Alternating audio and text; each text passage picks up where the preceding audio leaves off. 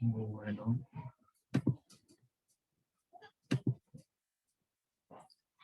Bueno, ven ahí, chicos.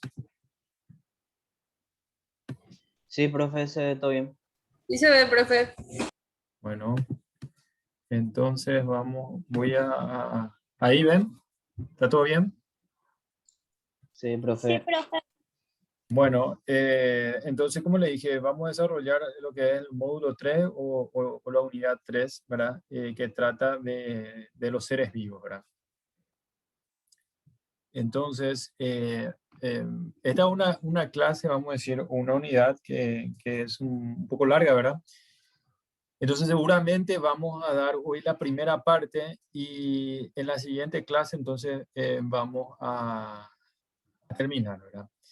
Entonces lo que nos dicta nuestro contenido programático en la unidad 3 son los seres vivos, ¿verdad? En el cual vamos a desarrollar las características generales de los seres vivos, que parte de esto ya estuvimos dando ya en las clases anteriores, en las clases, vamos a decir, de introducción o de generalidades. Vamos a hablar también del origen de la vida, que es algo también ya hablamos, pero ahora vamos a complementar la organización de la materia, que también ya estuvimos dando un poco, clasificación de la materia. Vamos a desglosar un poco más lo que es la diferencia entre lo que es un ser vivo y lo que es un ser, vamos a decir, inerte. Los distintos, o las distintas formas de reproducción, ya sea esta sexual o asexual, los componentes de la vida, las funciones vitales, la clasificación de los seres vivos y también clasificación de animales vertebrados e invertebrados. Bueno, entonces, ¿qué es un organismo vivo? Decimos que el organismo vivo es un material físico-químico de una complejidad importante que posee metabolismo y se autoperpetúa a través del tiempo, es decir, que tiene la capacidad de reproducción, ¿verdad? Que esa es la manera de asegurar y, como dice bien en la presentación, perpetuar su especie a través del tiempo, ya que todo ser vivo, como bien ustedes saben, nace o se origina, crece, se reproduce y muere, ¿verdad? Entonces, en el origen de la vida hay numerosas tesituras, ¿verdad? Numerosas o numerosos estudios, numerosos fundamentos, ¿verdad? Y aquí vamos a hacer un resumen, vamos a decir, de las principales teorías, ¿verdad? El origen de la vida, o abiogénesis, es el estudio de la vida a partir de la materia inerte como compuestos orgánicos, ¿verdad? La proteína, los hidratos de carbono, etc. La opinión científica más extendida es que la vida se inició entre 4.400 y 2.700 millones de años atrás, cuando el vapor de agua se pudo condensar por primera vez y surgieron los primeros indicios de vida. Estuvimos hablando también que la clase pasada, que esos primeros, esa primera forma de vidas, está claro que fueron justamente los microorganismos más sencillos, ¿verdad? Sobre todo los unicelulares. El concepto del origen de la vida basado en principios naturales y no en relatos míticos, ¿verdad? Es lo que nos interesa a nosotros como ciencia biológica, ¿verdad? Bueno, entonces el origen de la vida ya fue esbozado, ¿verdad? En varias culturas antiguas. Así tenemos los filósofos presocráticos como Anaximandro, que es 610 a.C. aproximadamente, que afirmaba que la vida se inició en el mar y luego en la tierra, que es una teoría que tiene, vamos a decir, bastante aceptación, incluso hasta hoy en día, ¿verdad? Después le tenemos a Empédocles, que escribió sobre un origen no sobrenatural de los seres vivos. Lucrecio afirma que los seres vivos surgen sin intervención divina y solo los organismos más aptos sobreviven.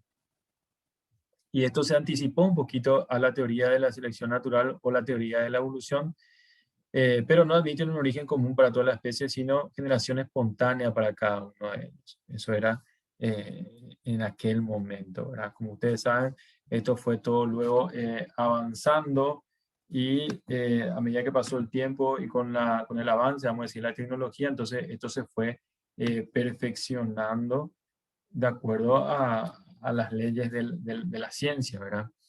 Aristóteles, filósofo, afirmaba que la generación espontánea es una teoría sobre el origen de la vida.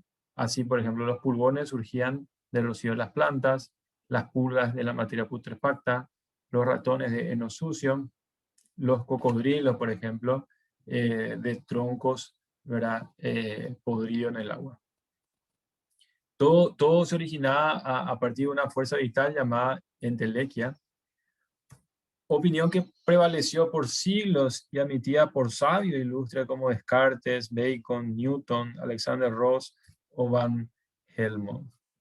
Esta teoría sería rebatida por los experimentos científicos, escuchen bien, experimentos científicos, justamente en este momento ya vamos a decir que se empezaba, no sabemos si ya era en forma, vamos a decir, premeditada o simplemente fue, vamos a decir, algo fortuito, ¿verdad?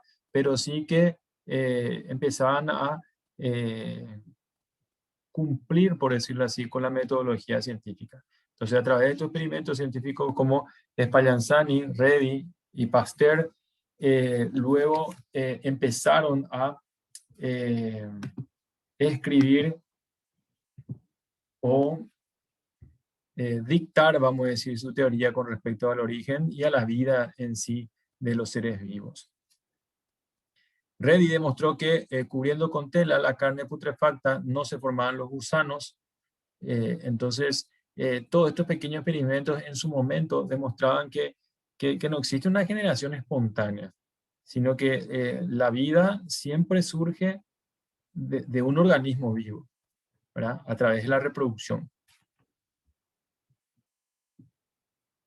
A ver qué dice el chat.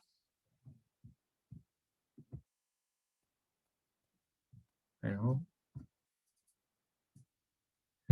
Van Leeuwenhoek con un microscopio señaló que microbios existían en sustancias podridas. Needham mostró que los gérmenes aparecen espontáneamente en las sustancias esterilizadas.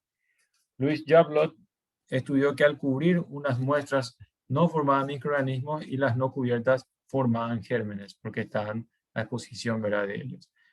Spallanzani demostró que soluciones estériles expuestas al oxígeno del aire desarrollaban gérmenes. Y así, con estos simples, con estos experimentos que aparentemente son simples, entonces lo que se está demostrando, entonces, vamos a decir, las teorías que refutaban, ¿verdad?, lo que es la generación espontánea y afirmaban que, vuelvo a repetir, la vida siempre se origina de la vida, ¿verdad?, de un ser vivo. Luego pasamos ya a Louis Pasteur, esto ya en pleno siglo XIX, ¿verdad? Un gran científico microbiólogo que incluso muchos lo determinan como el padre de la biología, de la microbiología, de la medicina incluso moderna, ¿verdad? Estudió que el aire contiene microbios, hirvió caldo de cultivo y lo dejó enfriar sin abrir la vasija y no crecían los microbios, pero al abrirlo se desarrollaron nuevamente. Es decir, al estar expuesto una sustancia orgánica al ambiente, entonces los microorganismos sí que pueden aprovechar, ¿verdad?, esos sustratos orgánicos para poder empezar a multiplicarse y replicarse. Luego tenemos la teoría creacionista. Esta teoría sostenía que Dios es el creador de todos los seres vivos. Una animalculista sugerían que el origen estaba en el fluido seminal paterno. Preformación u ovistas alega que un organismo en fase embrionaria está preformado, y la preformacionista, el miembro inicial de una especie, entonces contenía en su interior los gérmenes preformados para las generaciones futuras. La evolucionista, la de Charles Darwin, sostiene que los hijos se parecen más a los padres que a cualquier otro miembro de la población. Esto sobre todo está basado, fundamentado, por decirlo así, en la ciencia de la genética, ¿verdad? Las variaciones de un individuo a otro en la misma especie son originadas por la selección natural y no por el medio ambiente. Es decir, que son hereditarias. Eso también hoy en día vamos a decir que es sabido, que es conocido, gracias, como dijimos, a los conocimientos de la rama de la biología que es la genética. El punto débil de todas estas teorías, sobre todo las más avanzadas, era el origen y la herencia de la variación explicadas más tarde justamente por la genética, que es justamente a través de la transmisión de esa información hereditaria que se encuentra, vamos a decir, en el ADN, y esos caracteres hereditarios son transmitidos a la progenie, sobre todo esos caracteres hereditarios deseados para que el ser vivo se puede adaptar entonces al medio ambiente que evoluciona, que es dinámico y que necesita justamente de los más fuertes para que puedan sobrevivir y perpetuar la especie y mantenerse, ¿verdad? A través del tiempo, ¿verdad? Entonces, básicamente esas son, vamos a decir, las teorías del origen o de la evolución de la vida. Si se habrán dado cuenta al principio y sobre todo en los siglos, en los años, incluso antes de Cristo, se tenía todavía, vamos a decir, teorías que más bien eran, vamos a decir, influenciadas por cuestiones místicas o por la religión o por lo divino. Luego empezó lo de la generación espontánea.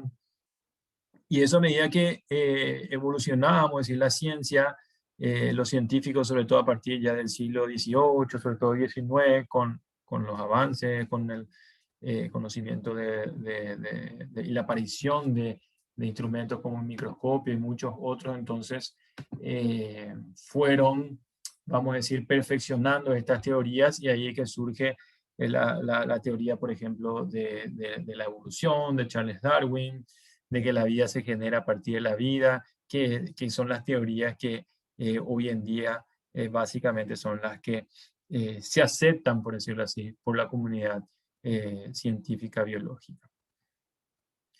En cuanto a la característica del ser vivo, todo ser vivo, vamos a decir, vamos a estudiarlo a través de su constitución, de su organización, de la energía que necesita para cumplir sus requerimientos básicos, la reproducción, que puede ser sexual o asexual, la irritabilidad, la homeostasis, el crecimiento, la adaptación, el movimiento, que son todas estas características que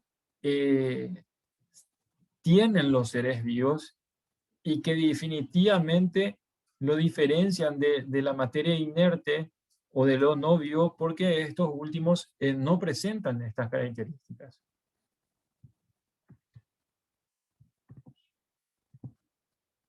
Entonces, en cuanto a la constitución, entonces los seres vivos están formados por células. Ustedes bien saben eso, la unidad estructural básica de todo ser vivo es la célula, y que tiene las funciones vitales, ¿verdad? Los seres vivos pueden ser unicelulares, como los protozoos, como las bacterias, por ejemplo, o multicelulares como los metazoos, como los vertebrados superiores, como los animales domésticos, como el ser humano. Y ustedes saben la constitución o la organización, vamos a decir, en biología. Las células se organizan en tejidos, los tejidos en órganos, esto en aparatos de sistemas, y las funciones coordinadas de todas las células constituye, vamos a decir, en los procesos vitales de un ser vivo, ¿verdad? En cuanto a la organización, el ser vivo es resultado de una organización donde se realizan las funciones vitales. Los seres vivos son complejos por el elevado número de moléculas que las componen y las diferentes estructuras y funciones que deben realizar para la sobrevivencia justamente de ese ser vivo. Los seres vivos están formados por células, algunas por una sola célula, como el caso de los microorganismos unicelulares como las bacterias. y sin embargo otros están compuestos por múltiples células, como los multicelulares, como son, por ejemplo, algunos hongos, y también, hay que decir, los vertebrados superiores. Entonces, siempre tengan en cuenta que la unidad básica estructural y funcional de todo ser vivo es la célula. Estas células, vamos a decir, existen de distintas clases en los seres vivos, sobre todo en los vertebrados o los animales más complejos. Y cada una de estas células que constituye, vamos a decir, un ser vivo, cumplen funciones fundamentales para que ese ser vivo pueda obtener energía, para que pueda nutrirse, para que pueda crecer, para que pueda reproducirse. Bueno, ¿alguna pregunta hasta acá, gente?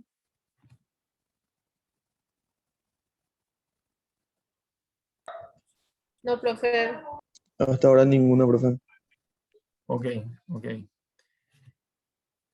Entonces, la organización biológica de la materia está dada por subunidades que permiten un ordenamiento de lo simple a lo más complejo.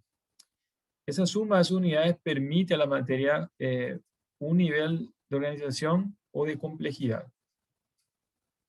La materia se clasifica como materia no viva o inerte, y la materia viva, como ustedes saben. La materia no viva está formada por partículas elementales, que bien ustedes lo saben, son los átomos, que al juntarse o al unirse, si son del mismo tipo de átomo, forman moléculas, y también pueden formar compuestos, ¿verdad?, cuando hay más de un átomo o de una molécula. Y la materia viva la constituyen los seres vivos o bióticos, ¿verdad?, que puede estar formado por células, por tejidos, órganos, aparatos, sistemas, y organismos que nacen, crecen, se reproducen y mueren. A su vez, estos organismos se agrupan e integran poblaciones, comunidades, ecosistemas, y la estructura o el nivel más amplio de organización biológica, que es la biosfera, que prácticamente sería, vamos a decir, todo el planeta, ¿verdad? Es nuestra gran biosfera. Entonces aquí tenemos vamos a decir, un esquema de lo que sería la materia, ¿verdad? Acá tenemos por un lado la materia inerte, la que no tiene vida, que sus unidades más simples son los átomos, ¿verdad? Estos átomos, si son del mismo tipo, se agrupan y forman compuestos, y estos compuestos pueden formar estructuras un poco más complejas, o incluso en algunos casos pueden formar parte de algunas organelas que sirven para cumplir ciertas funciones en una determinada célula.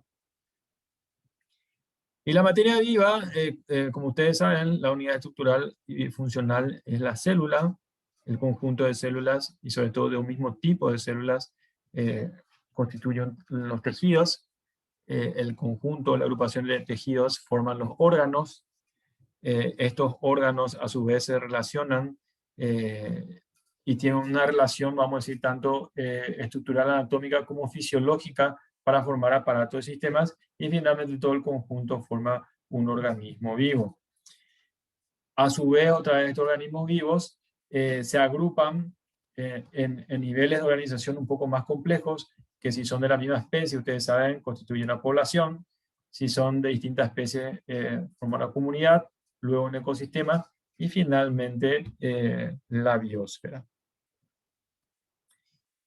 ¿Y qué es lo que, vamos a decir, diferencia entre lo que es muerto e inerte? Lo muerto es la materia que perdió su capacidad de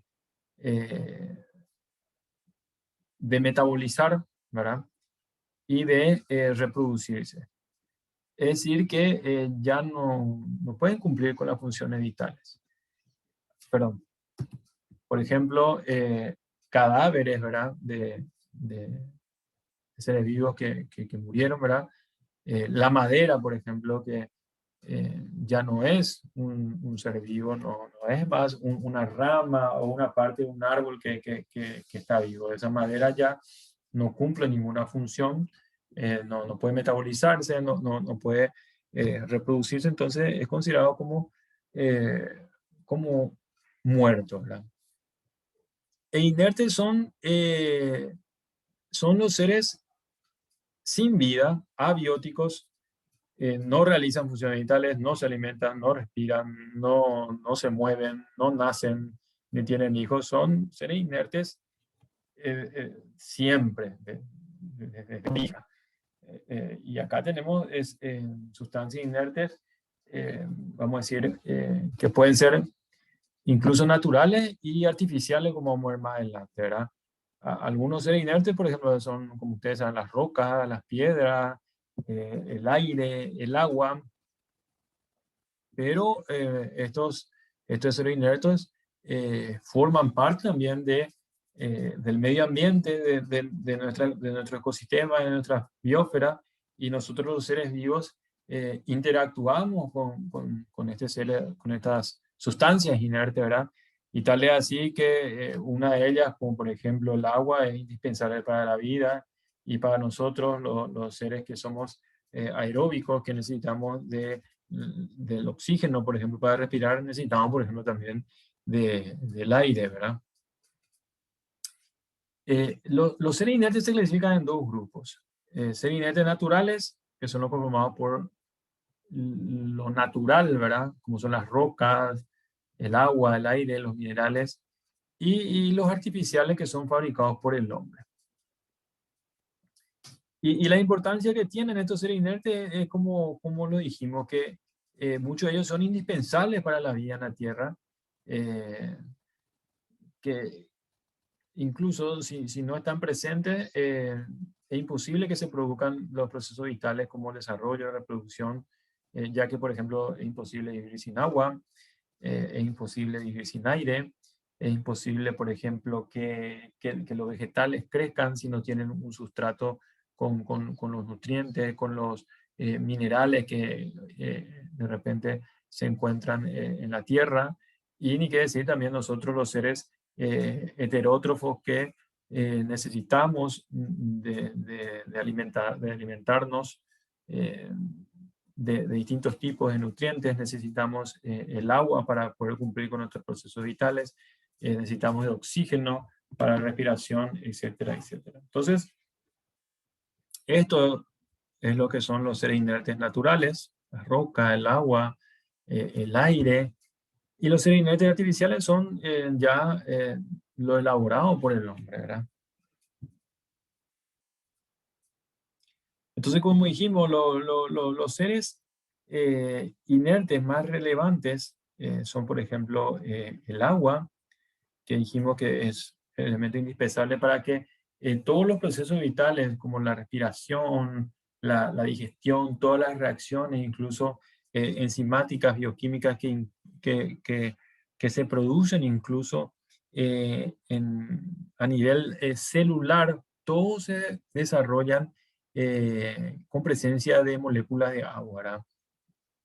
Su poder disolvente y la capacidad de mantener la temperatura actúa como medio de transporte, de circulación, transformación y asimilación metabólica de la sustancia. Es decir, todas las funciones vitales dependen del agua en un ser vivo.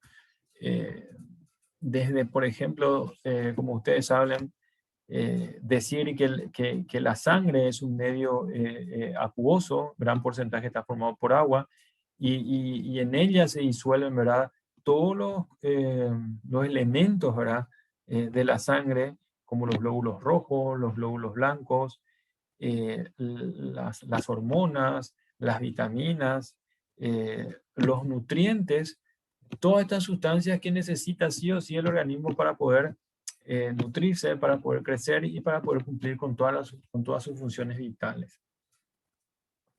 La luz solar es elemento fundamental para la fotosíntesis de los seres vivos, perdón, autótrofos, que son el primer eslabón, vamos a decir, de la cadena alimentaria. Entonces, como ustedes saben, eso captan a través de las hojas y por medio de la clorofila transforman compuestos orgánicos aprovechados por luego todos los eslabones de la cadena alimentaria. Entonces, evidentemente la luz solar es fundamental, ¿verdad? Así como el agua, como el aire y los gases disueltos, ¿verdad? Y hablando de los gases disueltos, los gases de respiración, aquí es que tenemos, vamos a decir, la atmósfera o el aire, ¿verdad? Que es la capa gaseosa que envuelve el planeta Tierra y es esencial para las funciones vitales de los seres vivos como la respiración, la fotosíntesis, ¿verdad? Entonces los seres vivos captan el oxígeno del aire al inspirar y liberan dióxido de carbono al exhalar o expirar. Y esto a su vez es absorbido otra vez por las plantas para el proceso de fotosíntesis, para que éstas también se encarguen de purificar, vamos a decir, el aire y devolver otra vez el oxígeno. Esto es toda una cadena, vamos a decir, bastante perfecta, incluso si podemos hablar de así, de reposición de gases, y por eso es que es importante entonces mantener los bosques y los árboles para que esto siga desarrollándose de esta manera. La atmósfera es vital para nosotros los seres vivos en el planeta Tierra, ya que estos filtran los rayos más fuertes UV del Sol por el gas ozono, que refleja estos rayos UV, siendo posible la vida al mantener una temperatura adecuada en la Tierra. Los minerales, como ustedes saben, son sustancias naturales de composición química que tienen una estructura muy importante, ya que estos minerales son esenciales porque forman parte de estructuras de células, de tejido, son importantes para la síntesis de hormonas, son importantes para las reacciones químicas, y como ustedes saben, existe en una gran cantidad, ¿verdad? Como el calcio, el sodio, el magnesio, fósforo, yodo, potasio, cloro, zinc, hierro, manganeso, cobre, molibdeno, selenio. Y para dar algunos ejemplos, ¿verdad? Para dar algunos ejemplos de lo importante que son estos minerales, que son sustancias, como ustedes saben, inorgánicas, ¿verdad? De por sí estas son sustancias inertes, pero que sí que son importantes para los seres vivos, como el calcio, por ejemplo, que es fundamental para la transmisión de los impulsos nerviosos, por ejemplo, muscular, el corazón, la ontogénesis, para la hematopoiesis, para la constitución, vamos a decir, adecuada de la estructura ósea, por ejemplo, en los vertebrados. Y la fuente, por ejemplo, pueden ser, como ustedes saben, la leche y sus productos y subproductos, el pescado, nueces, algunas semillas. El fósforo es también fundamental para el metabolismo óseo, también para constituir las moléculas de ATP, que son la fuente de energía a nivel celular. El ATP se desdobla a ADP y en ese desdoblamiento entonces se libera energía que es captada por las células. Y esto actúa en los hidratos de carbono, lípidos y proteínas como fuente de, podemos decir, el poroto y otras legumbres, por ejemplo. El magnesio también es importante para las funciones metabólicas generales del organismo, fundamentales para la estructura ósea. Es importante para la excitabilidad nerviosa también. El sodio es esencial para regular ATP. El sodio, como ustedes saben, también es importante para mantener, vamos a decir, presiones como la presión osmótica, la presión oncótica, que son muy importantes para establecer, por ejemplo, el paso de sustancias desde el espacio extracelular al espacio intracelular. El yodo para la síntesis de hormonas tiroides, como la T3, la T4, previene la gota, es importante también para el sistema inmune. El potasio, un electrolito fundamental para regular el equilibrio de ese justamente sodio, potasio. El cloro o los cloruros son, por ejemplo, fundamentales para elaborar el ácido clorhídrico del estómago. Y así tenemos, como decir, numerosas funciones, numerosas relaciones de estos minerales para distintas estructuras,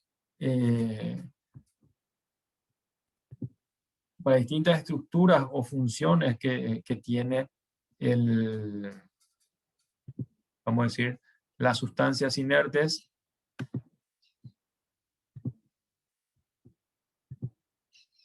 que forman parte de la estructura y del funcionamiento, vamos a decir, de los seres vivos, ¿verdad? El zinc, por ejemplo, que también es una molécula fundamental para el sistema inmunitario, cicatriza la herida, síntesis de ADN, regula el metabolismo proteico de las hormonas, de los ácidos nucleicos, integra, por ejemplo, la molécula de insulina, la membrana celular, regula la próstata, es importante para toda la estructura, por ejemplo, de la piel y sus estructuras anexas. Por eso es que hoy en día, por ejemplo, ustedes van a ver que muchos multivitamínicos contienen el zinc porque justamente estimula el sistema inmunitario tan importante para tiempos o momentos como el de ahora que tenemos que estar bien protegidos, ¿verdad? El hierro también es fundamental. El hierro es fundamental porque forma parte de la estructura de la hemoglobina. La hemoglobina es la cromoproteína de los glóbulos rojos. ¿Qué función tienen? Les pregunto, ¿qué función tiene la hemoglobina?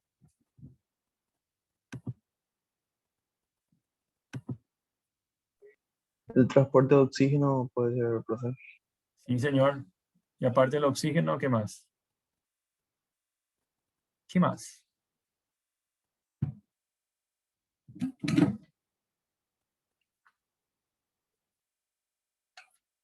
¿Qué otro? Dióxido de carbono. Claro, exactamente. La hemoglobina es definitivamente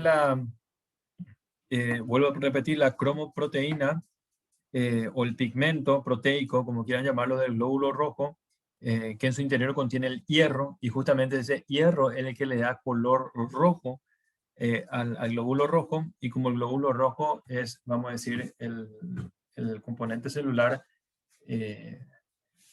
más importante o de mayor número en la sangre, ¿verdad? Finalmente eso es lo que le da el color rojo a la sangre. La hemoglobina tiene la capacidad justamente de captación, de transporte y de cesión de los gases respiratorios, el oxígeno a la célula, ¿verdad? Para que puedan realizar con sus funciones metabólicas, y luego captar también el dióxido de carbono, para eso llevarlo a través de la circulación venosa a los pulmones, y allí que se produzca a través del intercambio gaseoso y se cede otra vez el dióxido de carbono para expulsarlo al exhalar el aire, y ahí introducimos otra vez oxígeno para empezar otra vez con la circulación arterial. Entonces de eso está cargado la hemoglobina.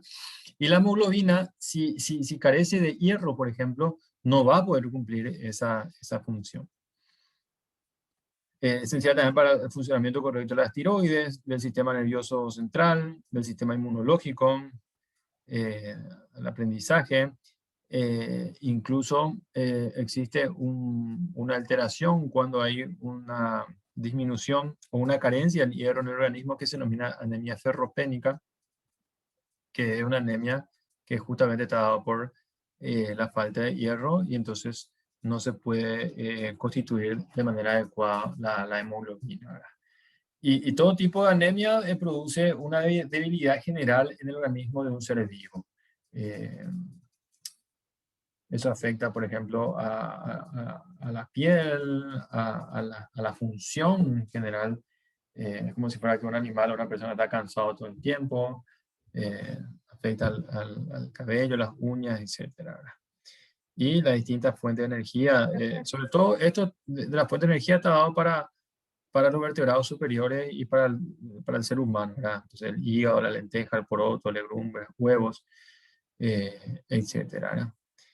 Después tenemos el manganeso, básico para elaborar enzimas, hormonas como la tiroxina, hormonas sexuales, evita la esterilidad, ayuda al páncreas, es un componente importante de los cartílagos, huesos y de la distensión muscular y elimina las grasas. El cobre es también muy importante para el sistema inmunológico, forma parte de enzimas importantes, síntesis de eritrocitos, también muy importante el cobre para la síntesis de eritrocitos, lípidos y enzimas. Fija el hierro con la hemoglobina. El hierro no se deposita sin cobre en la hemoglobina, eso también es importante de destacar. El selenio es un catalizador para la hidrogenación. Esto es muy importante porque protege a las células de los radicales libres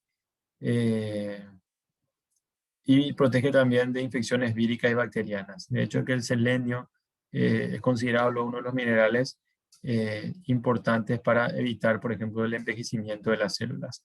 El molibdeno previene la gota.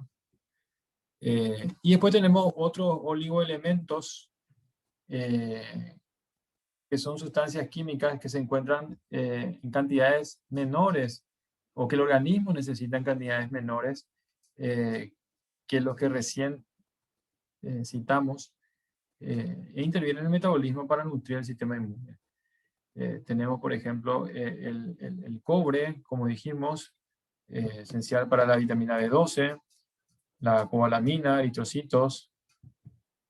Tenemos, por ejemplo, también el flúor, que protege el esmalte dental, evita caries y protege también a los huesos.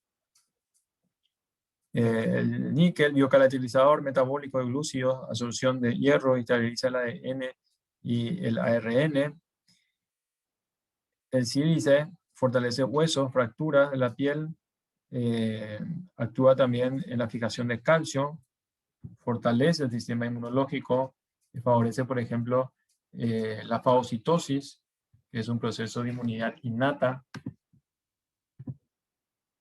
Y bueno, todo esto, todas estas vitaminas, estos minerales, entonces, que lo que queremos rescatar en esta parte es que, si bien es cierto que son sustancias inertes, se relacionan de manera muy estrecha con el metabolismo, con las funciones vitales, ya que muchos de ellos incluso forman parte de estructuras, por ejemplo, de membranas, de tejidos, de organelas, y definitivamente son muy importantes también para el funcionamiento de las células, de los tejidos, de los órganos, para que el ser vivo entonces pueda cumplir con las funciones vitales y de esa manera mantener, vamos a decir, la homeostasis en el organismo.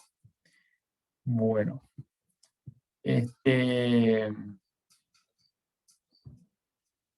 vamos a dejar hasta acá, gente, un ratito y vamos a hacer una pequeña pausa y nos encontramos otra vez a las 5. Yo voy a dejar abierto el Zoom. Lo único que voy a quitar, vamos a decir, el video y el micrófono. Nos encontramos a las 5 para continuar. ¿Está bien?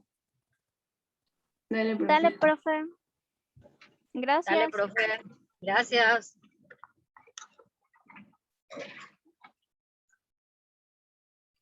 Justo a las 5 tenía que... Mira, mamá, ya el árbol. Mira, en ese árbol que no tiene hojas, mira. Los cuervos. ¿Cuervos? Pensé que se fue. No, parece pájaro. Cuervos son, mi amor. ¿Se llaman cuervos o son de verdad cuervos? Son cuervos.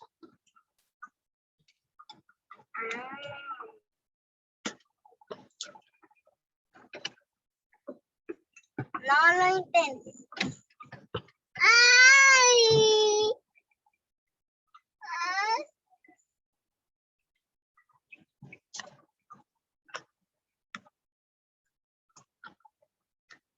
Ese juego es gigante.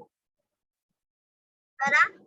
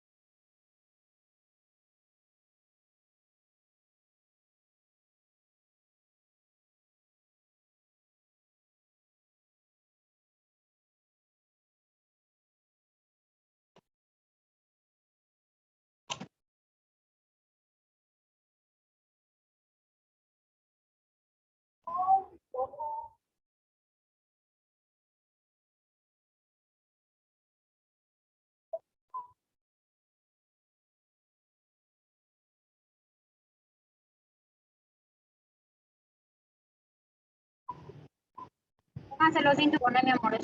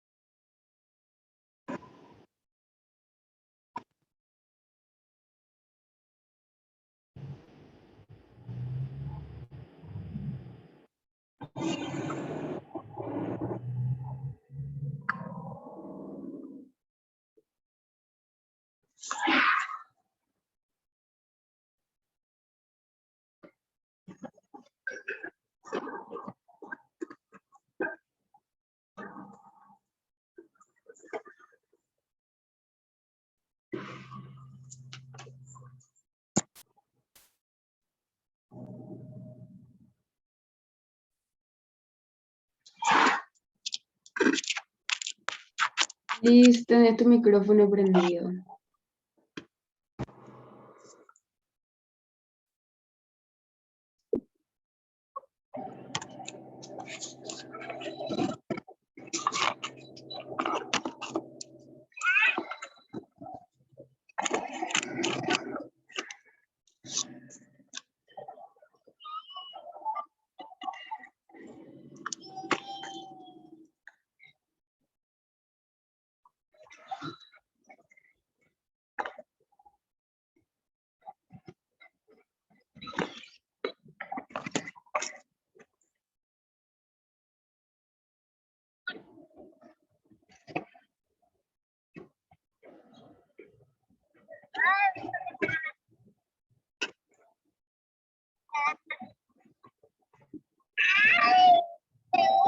Liz, tenés tu micrófono prendido. Yo que no salí, Dios mío, de ahí.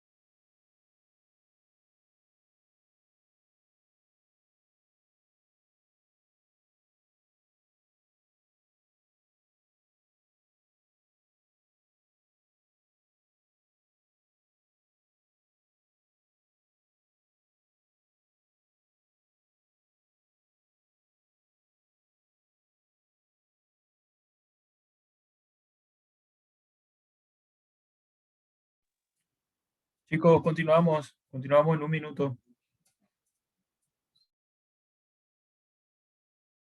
Profe,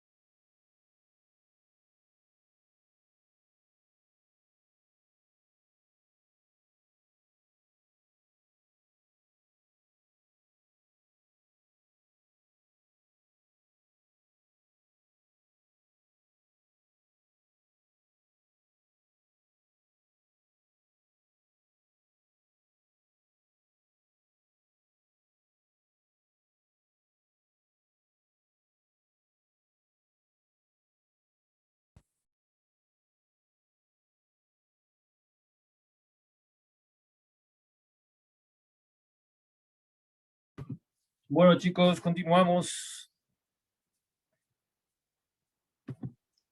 profe, Sí, una compañera dice que si es que le puedes permitir el acceso. sí, acá estoy viendo que hay 4 lo que quieren ingresar. Ahí lo estoy emitiendo. Gracias, profe. Bueno.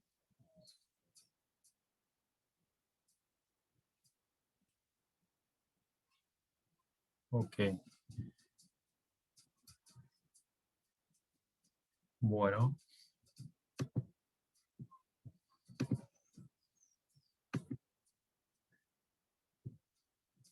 Ahí continuamos.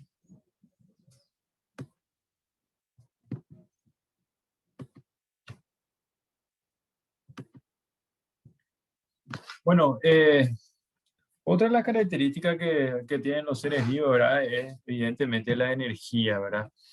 La energía que tanto que producen como la energía que requieren, ¿verdad? Entonces, los cambios químicos de sustancias en el ciclo vital incitan al crecimiento, equilibrio e involución, ¿verdad? En la fase energética, los alimentos se tornan energía química, originando calor en el animal en reposo y calor más trabajo mecánico en actividad, ¿verdad? La fotosíntesis, en el caso de los seres autótrofos como los vegetales, es la conversión de la energía luminosa en energía química en las plantas, ¿verdad? Y los alimentos proveen la sustancia y energía a los seres heterótrofos para crecer, para mantenerse, para reparar el desgaste, para reconstituir estructuras que hayan sido dañadas, por ejemplo, suministrando energía y sustancias metabólicas. Es decir, que necesariamente una de las características fundamentales del ser vivo es energía. El ser vivo necesita la energía para poder cumplir con sus funciones vitales, para poder sintetizar componentes estructurales como las células, los tejidos, reemplazar células que ya han cumplido con su ciclo vital, reparar células dañadas, reparar tejidos dañados. Y esa energía definitivamente se obtiene sobre todo a través, ¿verdad?, de la nutrición, de la alimentación, en el caso de los seres heterótrofos. Y en caso de los seres autótrofos, como las plantas, a través del proceso de fotosíntesis, ¿verdad? Esa energía muchas veces genera calor, ¿verdad? Calor que es necesario, por ejemplo, para el organismo, para mantener su temperatura corporal, para realizar sus movimientos mecánicos, etcétera, ¿verdad? La reproducción, también otra de las características fundamentales, ¿verdad?, de un ser vivo, ¿verdad? Es definitivamente la capacidad de generar nuevos individuos iguales o con algunas diferencias genéticas a los progenitores, pero siempre mantienen el ADN genómico de la especie, ¿verdad? A través de la reproducción es que los seres vivos permiten transmitir esa información genética de una generación a otra de una forma ordenada, secuencial, transfiriendo sus características a los descendientes, y es la forma en que esa especie se perpetúa y se propaga la vida de esa especie a través del tiempo. Sabemos bien que los seres vivos no somos eternos, pero la forma de transmitir la vida justamente es y asegurar la continuidad de la especie a través de la reproducción, ¿verdad?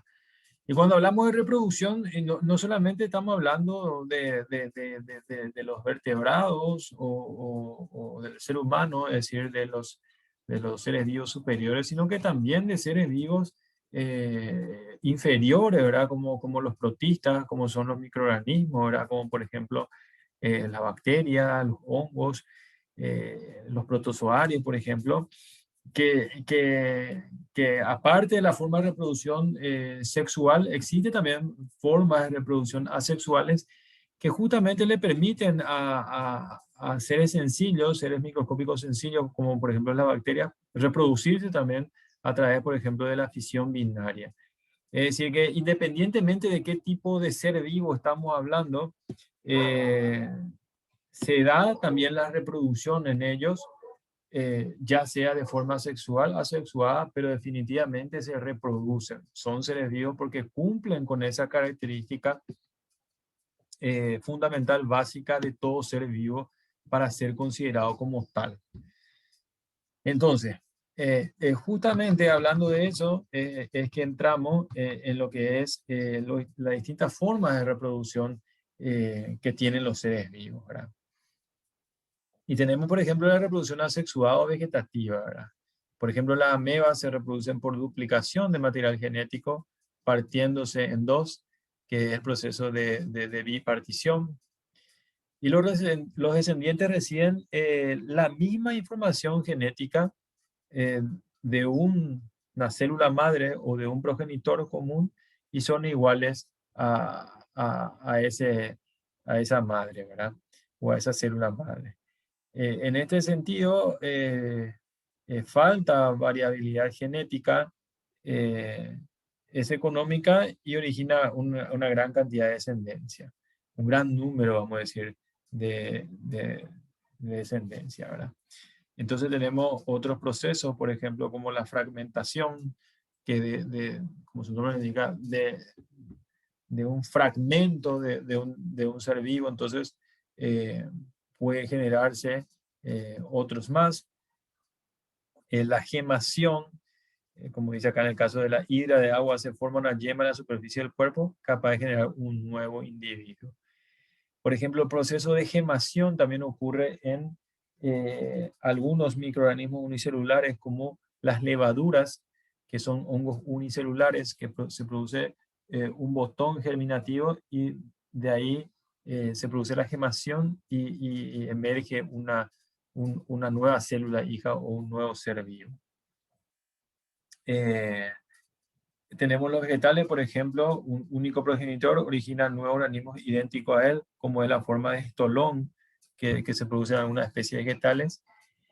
Y lo que tienen esta forma de reproducción, sobre todo las asexuales, como es el caso también, por ejemplo, de la fisión binaria de las células bacterianas, por ejemplo, del que de una célula madre emergen dos células hijas idénticas, o clones, podemos llamarlo, tiene dos características fundamentales. Una, que no necesita, vamos a decir, de mucho requerimiento energético. También no hay mucha variabilidad genética, incluso cuando hablamos, por ejemplo, de bacterias, prácticamente son dos células hijas, clones, ¿verdad? Y también que se reproducen en grandes cantidades, ¿verdad? Volvemos a traer el ejemplo de la bacteria. Las bacterias, cuando encuentran suministro de nutrientes, por ejemplo, una sustancia orgánica, como un tejido animal, o una sustancia orgánica, y hay adecuadas condiciones, por ejemplo, de temperatura, de humedad, y los gases del medio ambiente, como el oxígeno, por ejemplo, se encuentran en buenas cantidades. Entonces, se llegan a reproducirse de a millones y a cientos de millones. Entonces, forman logarítmica. Esa es otra de las características que tienen, sobre todo los procesos de reproducción asexual. Y bueno, lo de reproducción sexual, como nosotros sabemos, es aquella que intervienen, vamos a decir, dos progenitores que producen los gametos, masculinos y femeninos, por ejemplo, el espermatozoide y los óvulos. Y en la fecundación se unen esos gametos para formar un cigoto que producirá un individuo que va a ser distinto a los progenitores y va a tener cierta variabilidad genética. Justamente el fenómeno de reproducción asexual hace que haya esa variabilidad genética, y esa variabilidad genética es muchas veces importante para transmitir caracteres hereditarios deseables a la descendencia, de manera tal a que ese nuevo individuo de repente tenga ciertas características de adaptación en el medio ambiente y que le permita adaptarse al mismo, ¿verdad? Entonces, como estamos en eso, bien ustedes saben que los animales y las plantas se reproducen por células especializadas, llamadas gametos, que los femeninos son los óvulos y los masculinos son los espermatozoides. Y la fertilización o la unión del óvulo origina en el huevo o en el cigoto fecundado, que origina un nuevo ser vivo. Decimos o repetimos que la descendencia de los hijos puede tener ciertos caracteres fenotípicos y genotípicos, tanto de los dos progenitores. Algunas veces de uno tiene más y de otro menos, y eso va a variar de acuerdo a justamente la variabilidad y el azar genético que se produce en ese proceso de reproducción. Entonces, justamente esa es una de las características deseadas del fenómeno de reproducción sexual, es de que exista cierta, vamos a decir, variabilidad genética, y esto es lo opuesto a lo que era la reproducción asexual. En este tipo de reproducción se demanda gran cantidad de energía, la energía involucrada es alta. Acuérdense, por ejemplo, que un vertebrado superior, un mamífero, por ejemplo, necesita primero si vamos a hablar del inicio, luego necesita de que tanto el macho como la hembra deba madurar sexualmente, sus órganos sexuales deben madurar, deben llegar, por ejemplo, a la pubertad, y que las gónadas, tanto masculinas como femeninas, estén capacitadas para producir los gametos, los óvulos y los espermatozoides. Luego se tiene que producir en el mundo animal incluso el cortejo. Muchas veces ese cortejo en ciertas especies animales incluye, por ejemplo, disputas o peleas entre los machos. Luego se produce el apareamiento, se produce la fecundación. Otra vez en el vientre o en el útero de la hembra se empieza a desarrollar vamos a decir, la descendencia, y en el caso de las pluritocas, que son las que tienen varios hijos en una sola gestación, allí entonces eso demanda otra vez mucho más energía de parte del organismo de la hembra en la gestación, luego del nacimiento, y bueno, la cantidad de energía que está involucrada en ese proceso es altísima, ¿verdad? Y la descendencia es menor.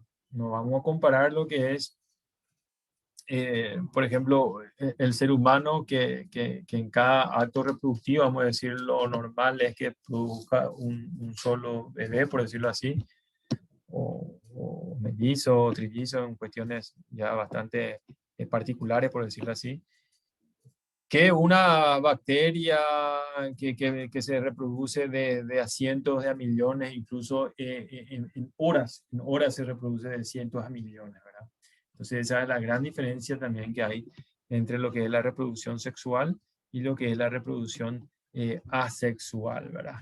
Entonces, justamente lo que estábamos diciendo, la reproducción asexual, sexual,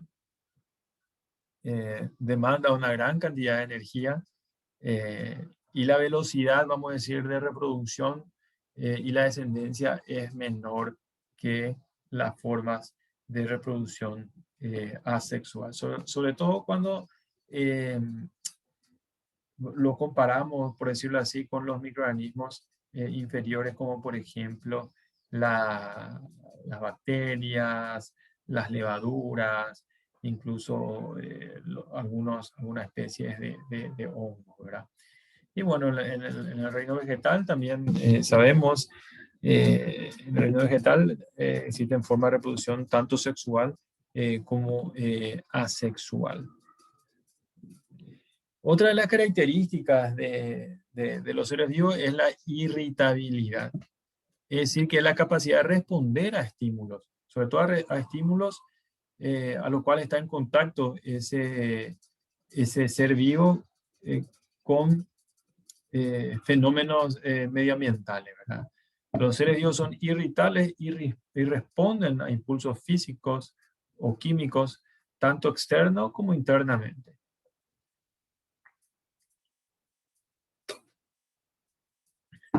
Algunos de estos estímulos que podemos citar son, por ejemplo, el color, el olor. Ustedes saben, sobre todo en el mundo animal, esto se da muchísimo, sobre todo a la hora de justamente de la reproducción, ¿verdad? Como el caso, por ejemplo, de cierta especie de aves o de algunos reptiles, ¿verdad? De que tienen cierta coloración, por ejemplo, en su plumaje o en la piel, que en la época de la reproducción los machos sobre todo son los que desarrollan más como para atraer las hembras, como el caso, por ejemplo, del pavo real, ¿verdad? Con esas hermosas plumas que tiene, y otras especies de aves también. El olor, y sobre todo esto está dado por la presencia o la liberación de sustancias químicas, por ejemplo, tanto de parte del macho como de la hembra, como las feromonas, que eso incluso puede ser captado por ciertas células, sobre todo de los órganos vomeronasales que se encuentran en la cavidad nasal en los animales, y así puede detectar, por ejemplo, la presencia del macho o la presencia de una hembra en celo. La luz, el sonido, a través de la intensidad o la dirección, la temperatura o la presión, variación. Una roca, por ejemplo, no va a saltar o no va a correr, por ejemplo, si se le aplica una sustancia con mucha temperatura o fuego, etc. Sin embargo, un ser vivo, a través de sus terminales nerviosas, apenas siente algo con mucho calor y definitivamente reacciona, ¿verdad? Entonces son pequeñas obviedades de repente, pero que son definitivas como características fundamentales de todo ser vivo, ¿verdad? De todo ser vivo. El agua y el suelo, la composición química,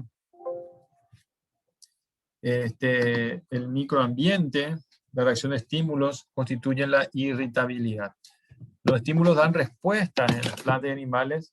Por ejemplo, el girasol sigue la luz, de ahí su nombre, Los insectos son atraídos por la luz y otros no. Entonces, esas son las características también que le diferencian a un ser vivo. Permiso, perdón, voy a conectar mi batería. De los seres inertes. Los inertes no tienen irritabilidad, no reaccionan, vamos a decir, a todos estos estímulos. Vamos a decir que sí reaccionan los seres vivos, ¿verdad?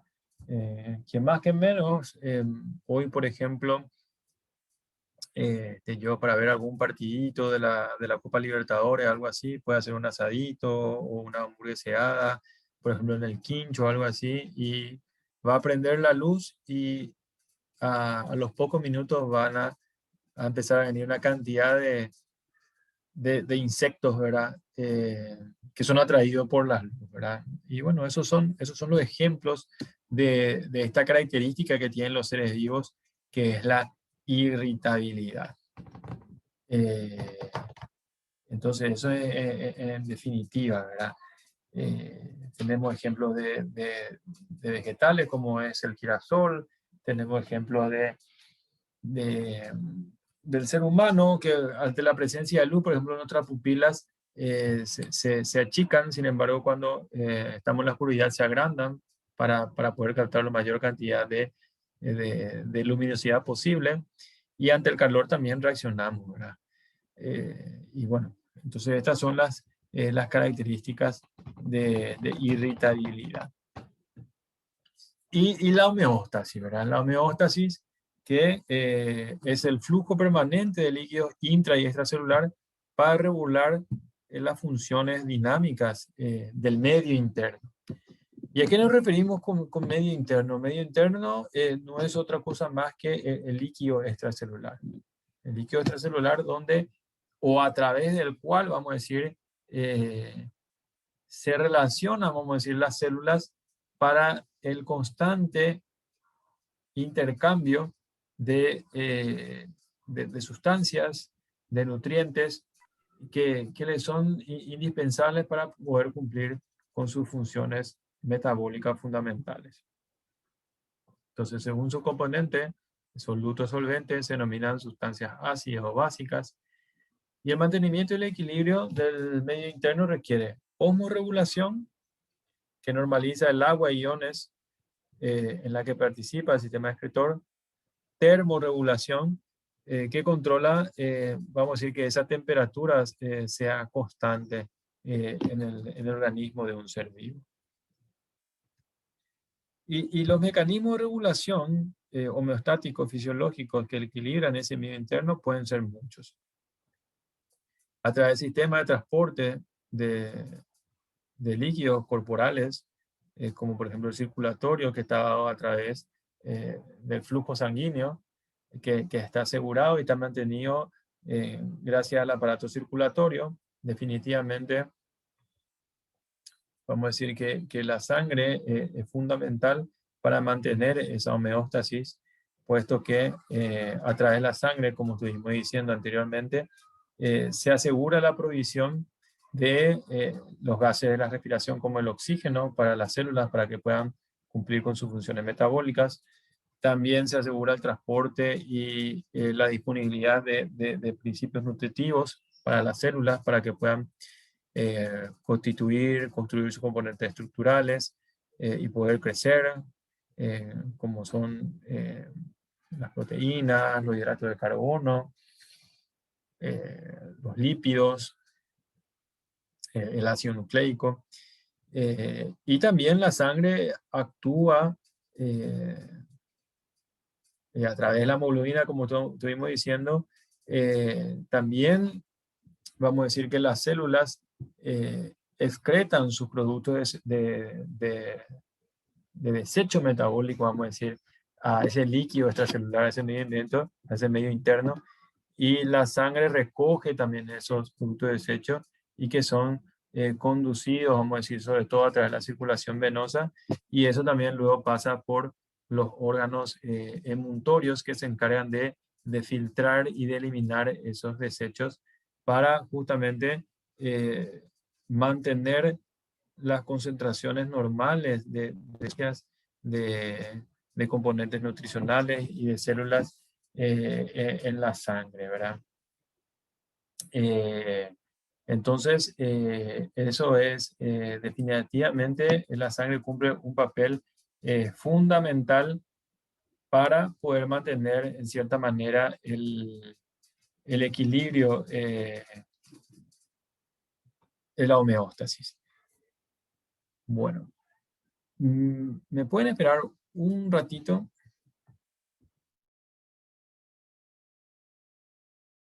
Sí, Sí, profe. profe, profe, no hay sin problema. problema.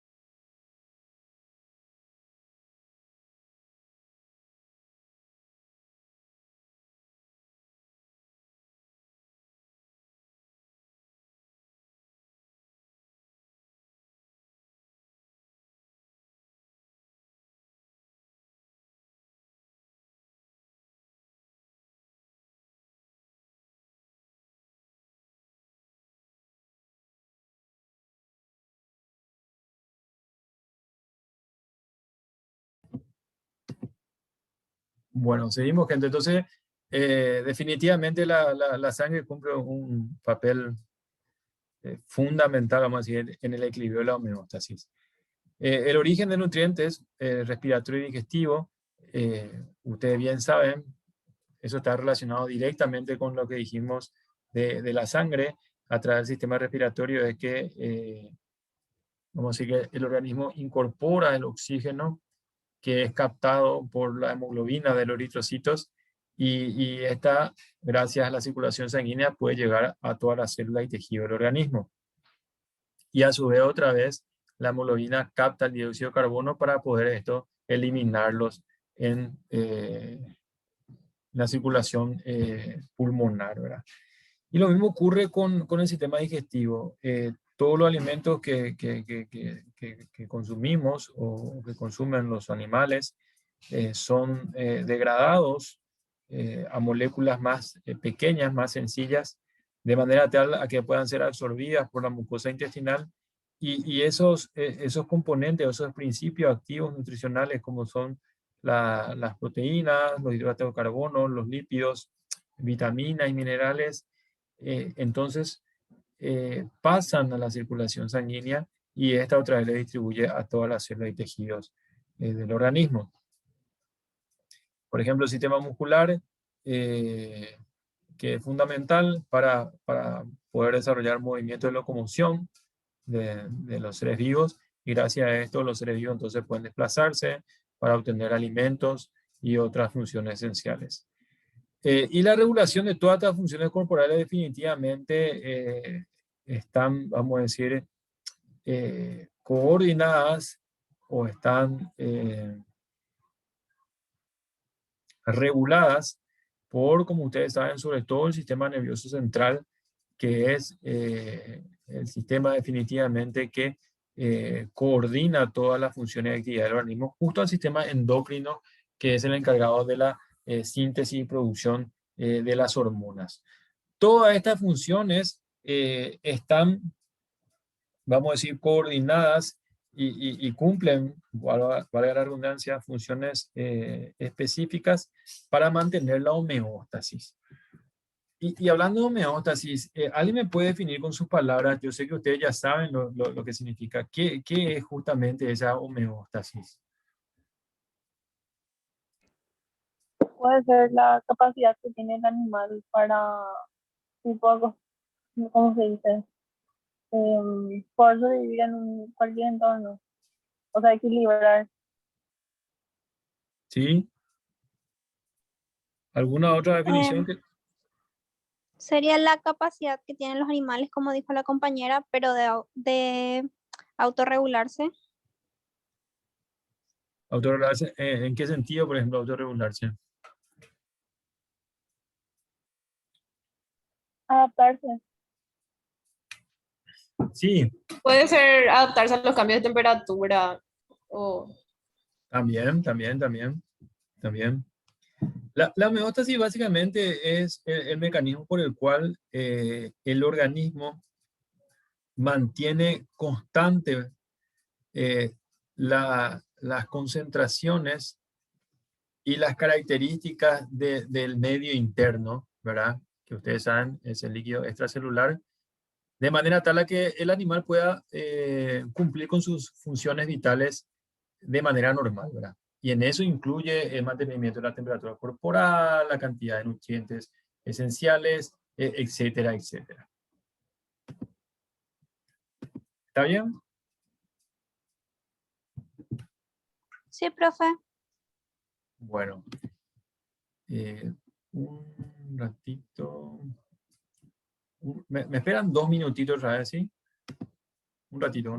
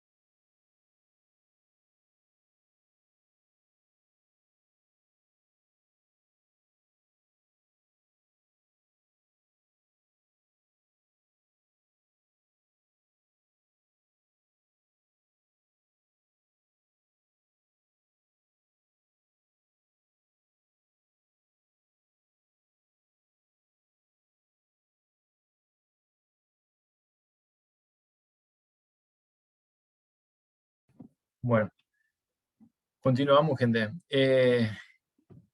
Luego de la homeostasis, otra de las características también fundamentales es el crecimiento. Definitivamente los seres vivos, entonces, a partir de que nacen, estos tienen un desarrollo, un crecimiento, vamos a decir, de la célula, en caso que sean organismos unicelulares, y de las células, tejidos y otros, en caso que sean vertebrados superiores, por ejemplo. Entonces, como los animales, por ejemplo, crecen hasta cierto tiempo, hasta que lleguen a su madurez, vamos a decir, mientras que hay otros seres vivos que crecen durante toda la vida, como en el caso de los vegetales, sobre todo de las plantas.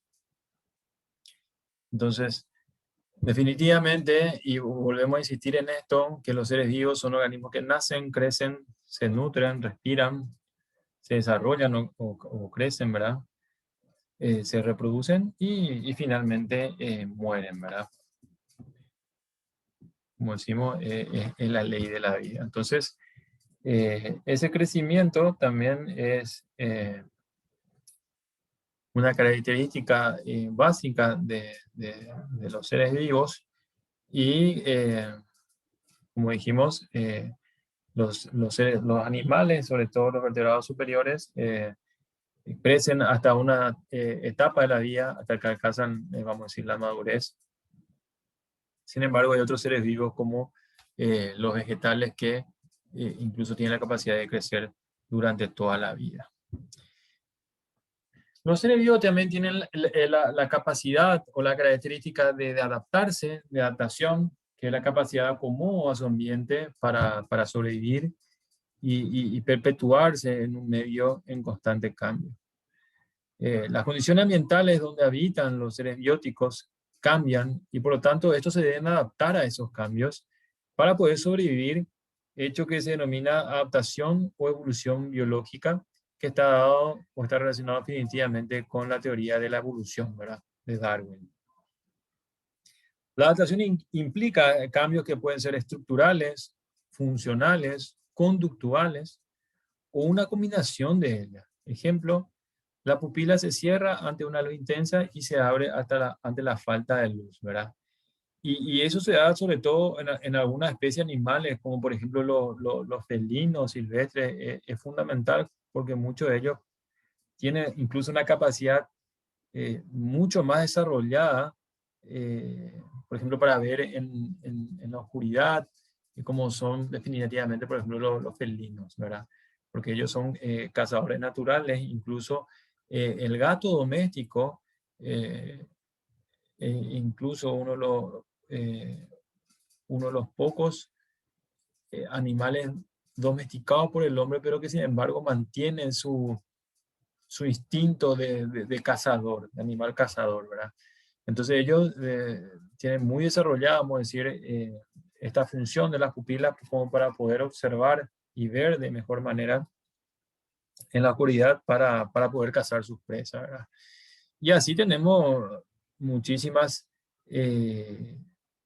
adaptaciones, como estuvimos diciendo, tanto estructurales como funcionales o conductuales de especies animales que se han adaptado definitivamente a los cambios del medio ambiente para poder sobrevivir. Como el caso acá tenemos de las jirafas, que ellos se especializaron como para poder alimentarse de las hojas de ciertos árboles, arbustos, y por eso desarrollaron esa columna o vértebras cervicales bastante prominentes, vamos a decir, para poder llegar a los mismos. Y así tenemos muchísimos, como los camellos que tienen reservorio, vamos a decir, de agua y pueden aguantar varios días sin beber en ambientes o en ecosistemas como por ejemplo el desértico, en el cual todos sabemos que hay poca agua, ¿verdad? Y así tenemos numerosos casos y numerosos ejemplos en distintos seres vivos que definitivamente le permitieron adaptarse a estos cambios del medio ambiente y pudieron sobrevivir, ¿verdad? Y en contrapartida hay otras especies que no pudieron adaptarse, ¿verdad?, a los cambios que fue, vamos a decir, o que se fueron presentando en el ecosistema, en la biosfera, y bueno, no se pudieron adaptar y se extinguieron, ¿verdad? Tenemos el caso, por ejemplo, del mamut, que era un pariente de los elefantes, ¿verdad?, que era mucho más grande, tenía un pelaje mucho más espeso que le permitió vivir en cierto momento, sobre todo en la era glacial, así como vemos en la película, ¿verdad?, de Ice Age, o la era del hielo, ¿verdad? Pero esas especies definitivamente no se adaptaron a los cambios y finalmente perecieron, ¿verdad?, y se extinguieron. Otra característica que nos distingue también de los seres inertes es el movimiento, ¿verdad? Los seres vivos pueden realizar diferentes movimientos, traslados, por ciertas estructuras o componentes, vamos a decir, de sus organismos, ¿verdad? Desde seres inferiores, incluso como ciertas bacterias, hasta seres superiores como los vertebrados superiores, los animales, el ser humano, e incluso las plantas también tienen cierto movimiento, ¿verdad? Entonces, en el caso, por ejemplo, de ciertos microorganismos unicelulares, podemos citar, por ejemplo, los flagelos que tienen ciertas bacterias que le permiten, por ejemplo, el movimiento, o algunos protozoarios, por ejemplo, que tienen cilios o flagelos que permiten justamente movilizarlos a ellos, ¿verdad?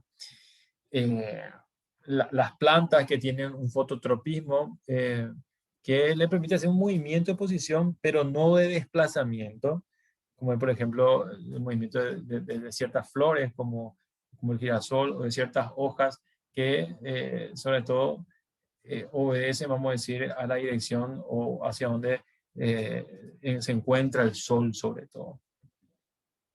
Bueno, entonces esas estructuras le permiten entonces cierta movilidad a algunos seres vivos, incluso inferiores, como dijimos, como los protozoarios, que tienen ciertos flagelos, otros que tienen prolongaciones citoplasmáticas como pseudópodos, que le permiten movimientos ameboides, o los cilios también de algunos protozoarios, hasta los vertebrados superiores, por ejemplo,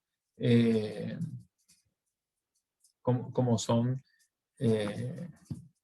vamos a decir, los animales o el ser humano, que sí ya tienen un sistema locomotor mucho más organizado, mucho más complejo, que está compuesto, ¿verdad? Como ustedes bien lo saben, por un sistema músculo-esquelético complejo, que justamente gracias a la contracción y relajación del tejido muscular es que puede movilizar, vamos a decir, el sistema esquelético del animal, y de esa manera permitirle, ¿verdad?, movimientos de desplazamiento.